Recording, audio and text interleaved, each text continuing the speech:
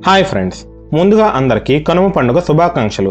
సంక్రాంతి పండుగలో 3వ రోజు చేసుకునే కనుమ పండుగకు తెలుగు సంస్కృతిలో ఒక విశిష్టమైన స్థానం ఉంది.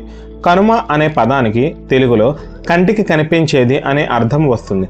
ముఖ్యంగా వ్యవసాయంలో మనకు తోడుగా ఉండే పశువులను ఈ రోజు కనుగొని వాటికి కృతజ్ఞతలు తెలుపుతాము కాబట్టి దీనిని కనుమ అని అంటారు. అంతేకాక ఈ కనుమ పండుగ రోజున మహాదేవుడు తన పరమ భక్తుడైన నందీశ్వరుడికి వరం ఇచ్చినట్టు మన జానపద కథలు చెబుతున్నాయి. పూర్వం కైలాసంలో మహాదేవుడు సర్వసృష్టి సంక్షేమం కోసం నిరంతరం తపస్సు, లోక నియంత్రణ, ధర్మ పరిరక్షణలో నిమగ్నమై ఉండేవాడు.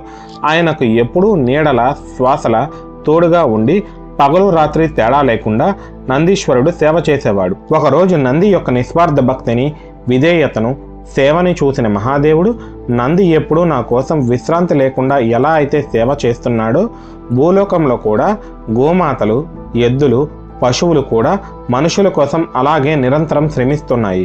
అందుకని ఉత్తరాయణం మొదలైన తర్వాత వచ్చే మొదటి రోజున నందికి మరియు అన్ని గోవులకు వారి శ్రమకు కృతజ్ఞతగా సెలవు ప్రకటించాడు.